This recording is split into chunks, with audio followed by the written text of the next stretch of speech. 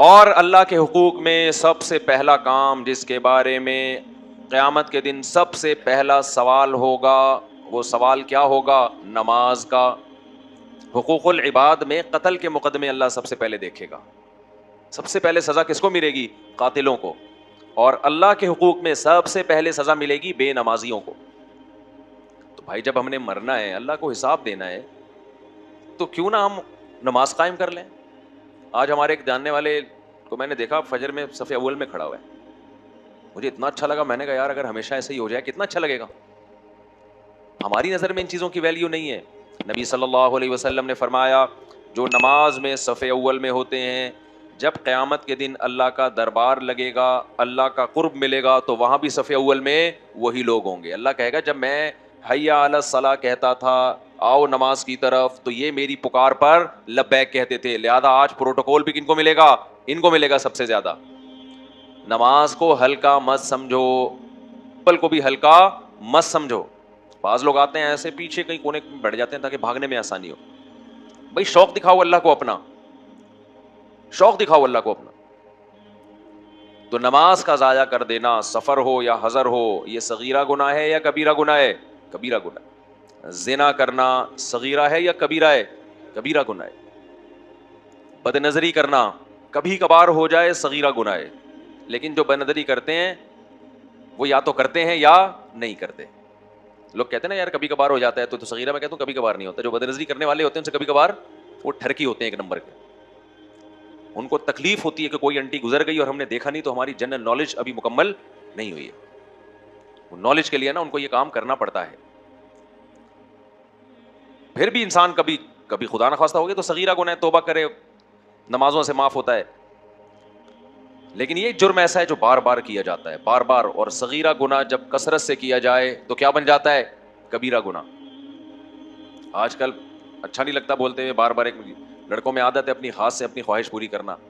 کبھی ہو گیا خدا نخواستہ تو صغیرہ ہے، عادت پڑ گئی ہے تو کیا ہے؟ کبیرہ ہے. اور یہ کبھی جس کو ہوتا ہے تو وہ جو نہیں کرتا وہ کبھی بھی نہیں کرتا، اور جو کرتا ہے وہ کرتا رہتا ہے. چھوڑو. تو میں جلدی سے ایک نسخہ بتاتا ہوں کہ جو گناہ کی عادت پڑ گئی ہے، جیسے نماز چھوٹ رہی ہے، بد نظری ہو جاتی ہے. دیکھو حج تو زندگی میں ایک دفعہ آتا ہے، وہ بھی ہر ایک پر نہیں، اور مہنگا اتنا ہوتا جا رہا ہے کہ پتہ نہیں کل غریب آدمی کے لیے ممکن بھی رہے گا کہ نہیں رہے گا. تو یعنی مالداروں کے لیے بھی پتہ نہیں ممکن رہے گا کہ نہیں رہے گا، اتنا مہنگا ہوتا جا رہا ہے حج. ہماری کرنسی ڈی ویلیو ہو رہی ہے نا. تو ایک کام کر لو آج، پکا عزم کر لو، بلکہ دو کام ہے تو ایک ہی کام، لیکن اس ایک کام کو کرنے کے لیے دو کام کرنے پڑیں گے. وہ ایک کام جو کرنا ہے وہ تو یہ ہے کہ یہ آج سے فیصلہ کر لو کہ زندگی ہم نے کبیرہ گناہوں سے پاک کرنی ہے. ہم ان گناہوں کو لے کے قبر میں نہیں جائیں گے. یہ عزم کر لو.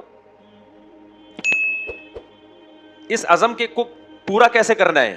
سزا رکھو گناہوں پہ اپنے اوپر.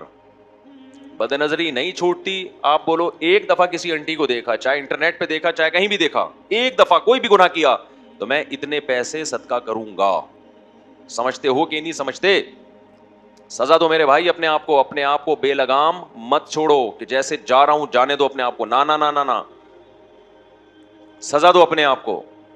روزہ رکھ کے سزا دو، یا صدقہ کر کے سزا دو، یا نفل نماز پڑھ کے سزا دو.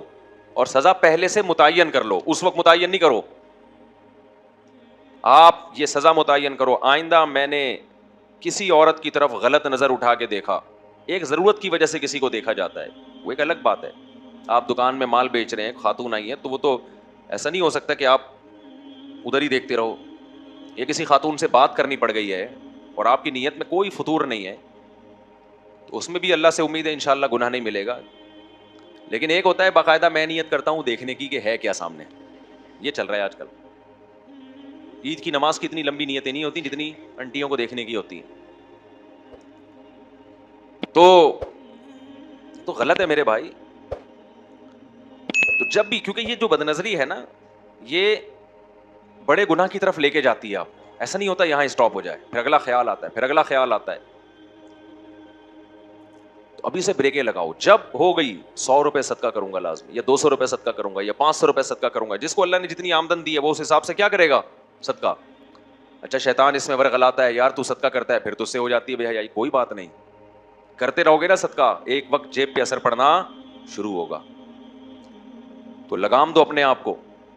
ماں باپ سے بدتمیزی سے بات کرنا, ماں باپ کے سامنے چیخنا, ثواب کا کام ہے یا گناہ ہے؟ بچنا لازم ہے نا. تو لوگ کہتے ہیں ہم سے بچا نہیں جاتا, آپ کا باپ بھی بچے گا. آپ دیکھنا, جب باپ سے بدتمیزی سے بات کی ہے, جب غصہ ٹھنڈا ہوا فوراً 500 روپے لے جا کے کہاں ڈال دیے؟ مسجد کے ڈبے میں ڈال دیے, یا کسی فقیر کو پکڑا دیے. ٹھیک ہے جی, بدتمیزی کی ہے تو اس کا جرمانہ. سگنل توڑتے ہو, پولیس والا روکتا ہے, لال بتی توڑ دیا آپ نے, آپ کا تو میری عادت پڑ چکی ہے, ایکچولی مجھ سے نہیں برداشت ہوتی ہے بتی میں نہیں جانتا. سگریٹ, وہ پولیس والا کہے گا ٹھیک ہے جی آپ کو عادت ہے سگنل توڑنے کی, ہمیں عادت ہے جو سگنل توڑے اس سے پیسے لینے کی. یہ کیا کہ چھوڑ دے گا آپ کو, چونکہ آپ یوز ٹو ہو چکے ہیں, وہ بھی پیسے لے گا. تو آپ سے بھی جب خدا کی نافرمانی ہو, آپ کیا کرو؟ اللہ کے غضب کو ٹھنڈا کرنے کے لیے پیسے دو, اس سے آہستہ آہستہ وہ گناہ انشاءاللہ چھوٹے گا. ہمارے حضرت کو کسی نے خط لکھا, میں جب گھر میں آتا ہوں بیگم سے تمیز سے بات مجھ سے ہوتی نہیں ہے, سناتا رہتا ہوں ہر وقت. جب شادی نہیں ہوتی تو کیسا بھاگ رہا ہوتا ہے پیچھے, ایکچولی اور ایسے میٹھے اخلاق سے بات کرے گا, مجھے تھپڑ مارنے کا دل کرتا ہے اتنے میٹھے اخلاق پہ نا, لگتا ہے ڈرامے بازی کر رہا ہے. لوگ کرتے ہیں اس طرح لڑکیوں کو پھنسانے کے لیے. آپ تجربہ کر کے دیکھ لو. فون آپ کرو, اپنے کسی دوست کو فون کرو, اور بھائی کیا حال ہے, وسیم بھائی کیسا چل رہا ہے؟ وسیم ایک دم بولے گا ہاں الحمدللہ یار, بس میں ختم کر رہا ہوں. فوراً بولے گا ہاں بھائی بڑے زبردست چل رہا ہے, اور یار بتا, اچھا یار میں بھی ذرا بزی ہوں, پھر بعد میں بات کروں گا. بیگم کو فون پکڑاؤ, بیگم ذرا وسیم کو فون کرو, تم اس سے پوچھو دعوت میں کب آ رہے ہو. بیگم کا, جب آپ کی بیگم کا, اس کی اپنی بیگم کا فون آئے گا تو ٹھک کر کے رکھ دے گا, اٹھا کے موبائل توڑ دے گا, یہ ہوا کیا میرے ساتھ. وہی بیگم جو گھر میں چھوڑ کر آیا وہی فون پہ بھی وہی ہے. دوسرے کی بیگم کا فون آئے گا نا, جی فرمائیے, دیکھیے وہ میرے ہسبینڈ نے آپ کو بلایا ہے. اصل میں ایکچولی بات اصل میں یہ ہے کہ ایسا ہے کہ میں آؤں گا انشاءاللہ, میں ضرور آؤں گا. ایسے کھینچتے ہیں لوگ کلام کو, یہ خود اس کی علامت ہے کہ آپ کے دل کیا ہے. بولو, فسادی ہے تمہارا دل. یہ بہت ہو رہا ہے مارکیٹ میں. اب ریسیپشن پہ بھی نا جگہ جگہ لڑکیوں کو رکھا جاتا ہے, لوگ ان سے لڑتے نہیں ہیں. وہ جتنا بھی الٹا سیدھا کریں تھینک یو کہہ کے نکل جائیں گے آگے. پہلے بندے بیٹھے ہوئے ہوتے تھے نا ریسیپشن پہ, ذرا سا الٹا کیا ایک تھپڑ لگایا کھینچ کے نا, پھٹا ہو گیا. یار تم کیا کر رہے ہو؟ اللہ نے جس کو تمہارے لیے بنایا ہے اس سے تمیز سے بات نہیں ہو رہی ہے, اور ساری دنیا کی انٹیوں سے جب بات کرتے ہو تو تمہارا ایٹیٹیوڈ ہی چینج ہو جاتا ہے. یہ وہ اخلاق نہیں ہے جس پہ آپ کو ثواب ملے گا. یعلم خائنۃ الاعین وما تخفی الصدور, آنکھوں کی خیانت کو بھی جانتا ہے. آپ سمجھ رہے ہو اس مسکرانے پہ مجھے ثواب مل رہا ہے؟ بالکل بھی ایسا نہیں ہے. ثواب ملتا ہے گھر والوں کے ساتھ حسن اخلاق پر. تو جہاں گھر والوں کے ساتھ بد اخلاقی ہو تو کیا سزا دینی ہے اپنے آپ کو؟ بولو صدقہ. ہمارے حضرت نے ایک نسخہ بتایا, کسی کو وہ بہت بدتمیزی کرتا تھا اپنی بیوی کے ساتھ, فرمایا جب بھی بدتمیزی کرو نا معافی مانگو بیگم سے. اب اس کو اتنا دماغ اس کا ہائی تھا, اس کو بیگم سے معافی مانگتے ہوئے موت آتی تھی کہ یار میں اتنا بڑا آدمی, میں اپنی وائف سے سوری کروں. تو اس نے مجھے خود بتایا کہ 1-2 دفعہ میں نے سوری کی ہے تو مجھے اتنی ذلت محسوس ہوئی کہ پھر وہ برائی میں نے چھوڑ دی کہ جس کے بعد مجھے سوری کرنی پڑے. تو کوئی بھی سزا جب تک میرے بھائی اپنے لیے متعین نہیں کرو گے اس وقت تک انسان اپنی اصلاح نہیں کر سکتا. اللہ تعالیٰ سمجھنے کی عمل کی توفیق عطا فرمائے. کاٹ کے ذاتی گھر بنانے کی ضرورت نہیں ہے, اضافی پیسہ اللہ نے دیا تو ذاتی گھر بناؤ. پیٹ کاٹ کے ذاتی گھر بنانے کی حماقت مت کرو.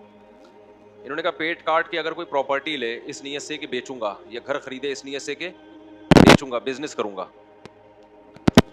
تو وہ بالکل ٹھیک ہے. وجہ اس کی ہے کہ پیٹ کاٹ رہا ہے کمانے کے لیے نا, تو سورس آف انکم تو ہونی چاہیے نا, کوئی نہ کوئی کمانے کا ذریعہ تو ہونا چاہیے. کسی کا ملازمت ہوتا ہے, کسی کا کاروبار ہوتا ہے. تو اگر اس نیت سے کوئی لیتا ہے کہ میں کاروبار کروں گا وہ تو ٹھیک ہے. گھر کا تو ایسا ہے نا, اس کا آؤٹ پٹ نہیں ہے نا کوئی.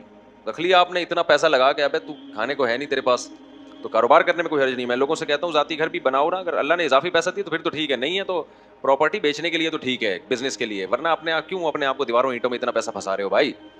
تو مسافر خانہ ہے نا, تو کیا پھنسا کے کیا کرو گے اتنا؟ تمہاری عمر تھوڑی ہے اتنی. مفتی طارق مسعود صاحب کے